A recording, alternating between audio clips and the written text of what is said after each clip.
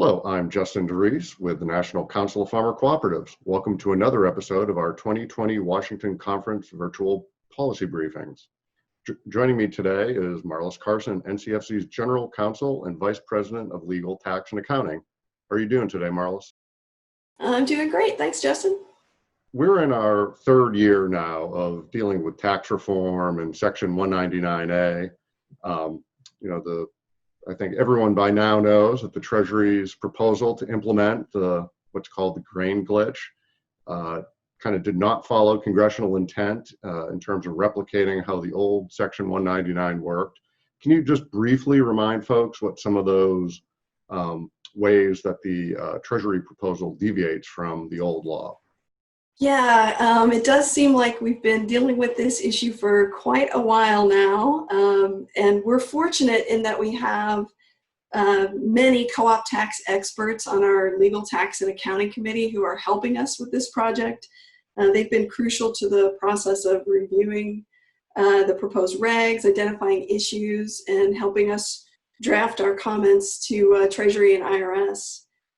We submitted 40 pages of comments, so I'm not going to go through all those issues, but I would say the most problematic issue is that under the proposed regs, non-patronage income would not be included as part of the calculation of the deduction under Section 199AG. Under former Section 199, which is what we're supposed to be re-implementing, non-patronage income was allowed as part of the calculation.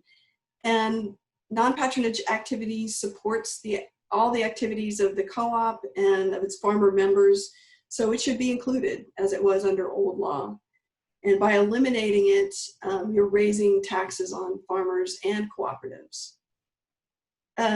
Another problem I would highlight is that Treasury and IRS are attempting in these regs to modify some long-held rules about patronage and non-patronage deductions. These are positions that they've taken in tax court litigation and lost in litigation. So they're trying to implement those in the regulatory process. So it seems they are highly problematic, as you said. So, recently the regulations were sent by Treasury down to the Office of Management and Budget, which is just a step in the process towards the end of the process before finalizing the rules that Treasury needs to take. Can you just kind of bring us up to date on what the status is there and what our members have been doing in the past month and a half since that happened? You're right, Justin. The proposed regs are in final review at OMB, and during the past month or so, we've been working with our members to communicate with key members of Congress and to ask them to contact Secretary Mnuchin with a simple message. He needs to withdraw the proposed regs for review and reconsideration. At a March hearing, Secretary Mnuchin was testifying on the Hill, and he was asked about 199AG. And he said that he would like to work with members of Congress to get it right. As far as we're aware, he has not done that. And so we would like him to follow up on his promise. We met along with our members, we met with OMB officials on June 10th and made our case once again. And again, our LTA committee members were very helpful with that meeting. Finally, I just want to mention over the past 2 years or so, we've had a no-holds-barred effort to educate Treasury and IRS on the 199A issues, including 2 lengthy meetings with the panel of Treasury and IRS folks who are actually writing the regs. We've also met with the IRS Chief Counsel and Deputy Associate Chief Counsel, the Treasury Assistant Secretary for Tax Policy, the Treasury Deputy General Counsel, and staff from the White House National Economic Council, among others. So we've really been hitting this issue hard. Yeah, we've really had the full court press going here with Treasury and on the Hill for a while. Is there anything else that our co-ops and their farmer owners can do at this point to make sure that taxes aren't raised on farmers? We're recommending that our members request a meeting with OMB. These are teleconferences, so you don't have to get on a plane and come to Washington, D.C. You can reach out to me or to Lisa Van Doren on our staff, and we can provide you with step-by-step instructions as to how you request that meeting. We can also give you some background and talking points for discussions during the meeting, which are pretty one-sided. You just need to state your case and the OMB officials listen, so it's pretty easy to do. Co-ops should also reach out to their congressional delegations, and it's a simple ask. Just ask that they contact Secretary Mnuchin and have him withdraw the proposed regulations for review and reconsideration. That's great, and those are really concrete steps that our members can take. Changing tax a little bit here from tax to antitrust. There's been a lot of media coverage lately of some federal suits brought against companies in the chicken sector over price fixing. Talk a little bit about that and some of the possible larger implications for agriculture, competition in general, and farmer co-ops in particular. Well, you're right. Earlier this month, Pilgrim's Pride CEO and former executive and 2 others were indicted by a federal grand jury on charges of conspiring to fix prices and rig bids on broiler chickens. And then problems that we've all seen that were brought about by COVID-19 have resulted in the attorneys general of 11 Midwestern states urging the Department of Justice to investigate market concentration in the beef industry.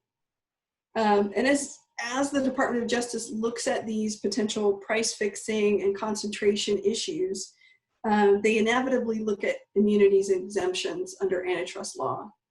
And as we know, in order to collectively price and market their products, in a cooperative, farmers operate under the limited antitrust immunity provided by the Capra-Volstead Act. And as we have in the past, we need to continually educate members of Congress and antitrust enforcement officials as to the reasons for the Capra-Volstead Act and the important part it plays in giving farmers a voice in the marketplace. I'm going to ask you now to play predicting the future here a little bit. Since I've been at NCFC, it seems like there's been a focus by the federal government on antitrust issues every 7 to 10 years, with the Antitrust Modernization Commission back in the early aughts, and the DOJ, USDA competition workshops back in 2010 or so. Market forces continue to drive consolidation up and down the food and ag value chain. Are we due for another look at antitrust by the federal government? Yeah, I don't think that's too difficult of a call to make. I think we could pretty much count on another look at antitrust competition, particularly given just the huge market upheavals that we've seen in the past couple of months. And when that happens, the Department of Justice always looks at the Capra-Volstead Act, and we hear a couple of things. One is that this statute is really old. In fact, it has its 100th anniversary coming up in about 18 months. And because it's old, there must not be anybody out there using it. So let's repeal it or sunset it in a few years, because it must not be useful. So NCFC members, with the help of our LTA committee, in the past, we've been very successful at educating Department of Justice, the Federal Trade Commission, and members of Congress and the public on the importance and relevance of the Capra-Volstead Act. It's a little bit unfortunate that we have to spend time and resources doing that periodically, but it's also a good opportunity to get out there and talk about farmer co-ops and the good things they can do, and the voice that farmers get from being able to join together in co-ops. Well, it sounds like you might be transitioning right from a tax battle into an antitrust effort here in a little bit, Marlis. So it's going to be a busy time for us no matter what. Thank you again, Marlis, for joining me today. And to find out more about either these tax issues, the antitrust issues, or anything else you hear during our virtual briefing series, please visit the NCFC website at www.ncfc.org. Have a great day.